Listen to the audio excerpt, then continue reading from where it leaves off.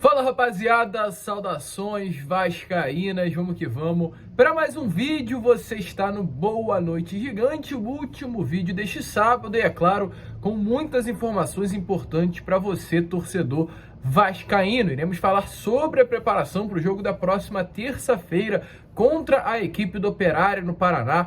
Mais uma decisão dessas próximas 6 que o Vasco terá na Série B do Campeonato Brasileiro. Vamos falar também sobre Léo Matos e a possibilidade dele ser diretor de futebol.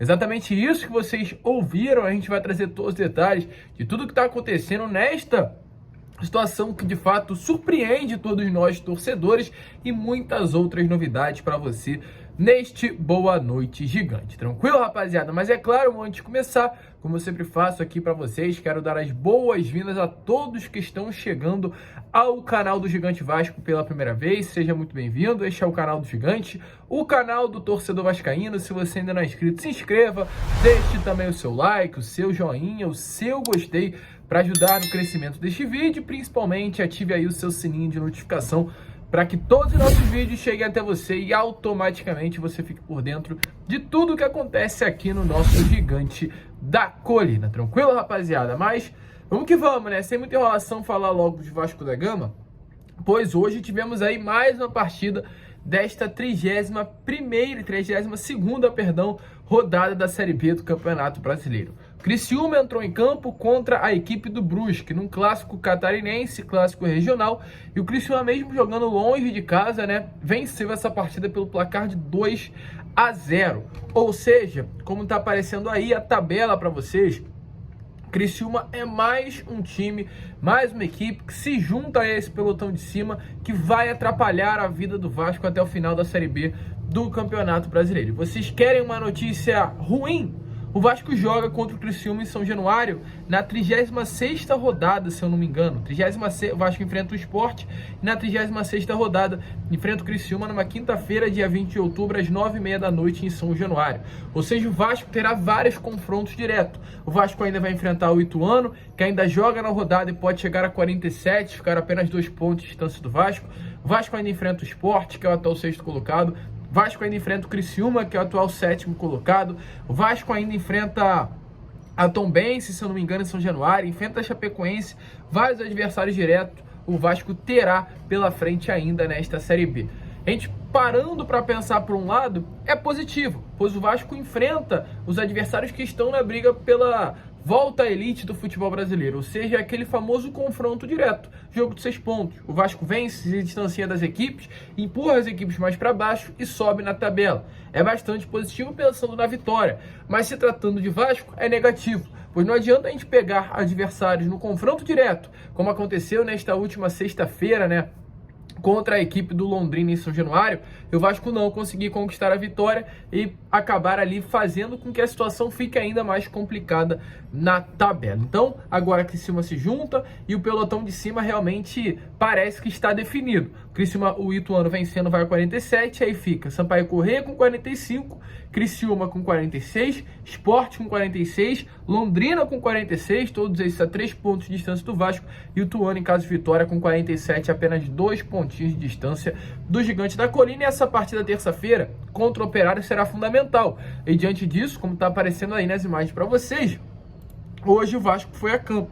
Um trabalho realizado em 2 períodos, o primeiro na academia, né, como vocês podem ver aí, o Léo Matos, Thiago Rodrigues, Riquelme retornando também aos treinos com peso, o próprio zagueiro também, né, que veio aí do Londrina, um destaque da base do Vasco, treinando junto ao elenco. O outro trabalho foi realizado em campo, tivemos aí a participação do Alex Clafan, treinador de bolas paradas, o Sarrafiori treinando junto ao elenco, o Jorginho também indicando aí alguns posicionamentos para o Gigante da Colina. O Vasco teve um treino intenso aí nesta manhã de sábado no CT Moacir Barbosa, treino focado nesta próxima partida contra a equipe do Operário na terça. O Vasco foi a campo ontem, sexta-feira, né, após o empate, com o Londrina, retorna a campo amanhã, domingo, e realiza o seu último treino na segunda. O Vasco treina no CT Moacir Barbosa na segunda-feira e após o treino viaja para o Paraná. Terça-feira dorme de segunda para terça, né, no local da partida, e terça-feira vai ao jogo, que será às 7 horas da noite, se eu não me engano, no estádio do Londrina, que é o Germano Krüger. 7 horas, Vasco e Operário, lá no Germano Krüger, no Paraná. Um jogo difícil. O Operário aí que é o atual 18º colocado da Série B do Campeonato Brasileiro. 32 pontos das últimas 5 partidas, são 2 derrotas, 2 empates e apenas uma vitória, sendo que o último jogo empatou com o Vila Nova também em casa. Ou seja, não é um adversário forte, Operário, mas é um adversário que tem muita intensidade. É um adversário que vai jogar em casa, é um adversário que precisa sair desse Z4, né, ali, dos times que vão cair para a Série C do Campeonato Brasileiro, e o Vasco não tem um retrospecto favorável com o Operário. Não sei se vocês lembram, no ano passado o Vasco não conseguiu vencer o Operário, então vai ser um jogo que terá as suas dificuldades. Vai precisar entrar preparado, entrar focado para conseguir garantir aí esses 3 pontos e realmente se recolocar na tabela como um time forte, um time confiante, um time que vai conquistar o acesso no final desta temporada. E eu vi alguns jornalistas aí, né, falando sobre o Raniel, e eu faço questão de falar sobre o Raniel. Houve um texto do Gilmar Ferreira, se eu não me engano, do Jornal Extra, onde ele diz que não podemos colocar a culpa no Raniel do mau resultado do Vasco.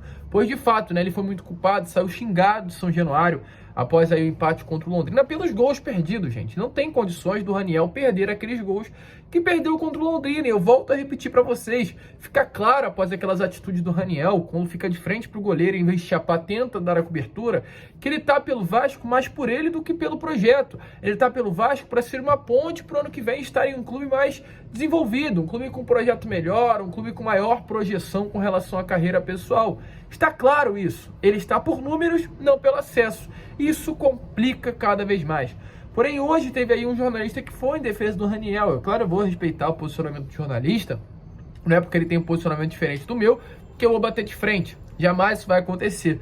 Mas a gente pega através de números. E a gente vê os números da partida contra o Londrina, onde o Vasco empatou 1-1. E a gente pega os números da goleada do Vasco em cima do CRB.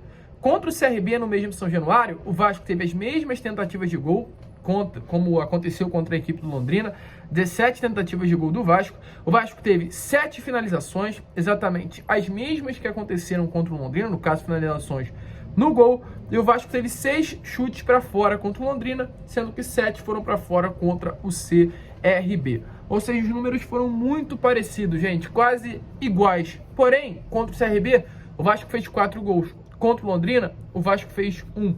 E isso passa pelo Raniel. A quantidade de gols perdidos pelo Raniel fizeram com que o Vasco não conquistasse a vitória em cima do Londrina, nesta última quinta-feira. A gente não vai colocar a culpa somente nele, mas ele é o grande culpado. É um dos grandes responsáveis pelo Vasco não ter conseguido esses 3 pontos fundamentais para o Gigante da Colina no restante da competição. Hoje, ele é sim o melhor centroavante da equipe. O Figueiredo hoje não faz um papel melhor que ele. O Zé Santos não vai fazer um papel melhor de centroavante que ele. Porém, querendo ou não, ele não pode perder as possibilidades de marcar, como acabou acontecendo nesta última quinta contra o Londrina. A gente espera que nesta próxima terça-feira ele venha jogar bola, venha fazer gol e se posicionar de uma maneira melhor do que como aconteceu nesta última quinta. E agora, para finalizar o vídeo, falar sobre Léo Matos. Mas antes, como eu sempre faço aqui, né, além de pedir o seu like, a sua inscrição, quero falar de Hip Store. Você aí gosta de futebol? Você quer se sentir um craque? Para isso é apenas vestir a Hip Store. Vista a Hip Store e sinta-se um craque. Mas, Lucas, o que eu preciso fazer para vestir a Hip Store? O que é a Hip Store, primeiramente? Uma marca, uma loja virtual que vende camisas de times da melhor qualidade. Do Vasco, do Palmeiras, do Atlético, da Seleção Brasileira. Copa tá chegando aí, e para isso é só você vir aqui na descrição ou no comentário fixado, apertar no link da Hip Store, ir lá, dar uma olhada, consultar. Tem promoções aí que você pode comprar uma camisa de time pelo valor de R$85. Na boa, quando você viu isso? Nunca. Então é essa oportunidade. Se você quer ter uma camisa do Vasco da Gama, corre na Hip Store, vista-se um craque. Tranquilo, rapaziada? Link aí na descrição. E agora, para finalizar o vídeo, falar sobre Léo Matos, porque hoje uma notícia pegou de surpresa o torcedor vascaíno, se tratando do lateral direito do Gigante da Colina. Ele tem contrato vigente até o fim de 2022 e está, claro, perto de deixar o Vasco da Gama, visando uma SAF, visando um projeto para o ano que vem. Muito difícil, quase impossível que ele renove o contrato com o Gigante da Colina. E mediante a isso, ele pode assumir o posto de diretor de futebol. Exatamente, ele recebeu uma oferta para ser diretor de futebol. Mas calma, não é do Vasco não, porque realmente se o Vasco fizesse uma oferta para o Leonardo Matos virar diretor de futebol, alguma coisa estranha estaria acontecendo. Essa oferta veio do PAOK, um dos maiores clubes do futebol grego. Essa oferta veio pois o Leonardo Matos, lá na Grécia, é considerado um ídolo. Ele é realmente muito considerado, era um lateral direito por lá, conquistou vários títulos, tem uma hoje relação muito boa com os seus ex-dirigentes, tem moral com o torcedor e pode deixar o Vasco aceitar essa oferta e terminar aí, né? Ou aliás, começar uma nova carreira aposentando no futebol e se tornando diretor de futebol. Ele passou por lá em 5 temporadas, dos anos de 2016 a 2021 e pode continuar aí, né? Essa carreira agora fora das 4 linhas, se tornando um diretor de futebol. Já pensou se essa moda pega aqui no Brasil? Se essa moda pega no Vasco? O Vasco aí, após a aposentadoria do Leonardo Matos, chama ele para ser um diretor de futebol. Tá maluco, né? Não dá, não tem condições. A gente torce pelo atleta, torce para que dê certo. Se ele quiser realmente rumar para essa carreira, que ele tem um destaque lá no futebol grego, mas longe do Vasco da Gama. Apesar que hoje, muito melhor aí que o nosso lateral direito reserva, o Matheus Ribeiro, essa invenção do Carlos Brasil. A gente tem que dar o crédito, tem que honrar e tem que aceitar, por enquanto, aí o lateral direito Leonardo Matos no nosso time titular. A gente fica por aqui, este foi o Boa Noite Gigante, ainda tá de dia, né? Ainda tá claro aqui no momento que a gente gravou esse vídeo. Atualmente são quase 5 horas, esse vídeo tá saindo mais 6h30, 7 horas, mas cheio de informações importantes já para você. Um grande abraço a todos, muito obrigado por ter ficado aqui até o final. Se você curtiu, se inscreva, deixe seu like, compartilhe esse vídeo e, é claro, como eu sempre falo aqui no canal do Gigante, saudações vascaínas.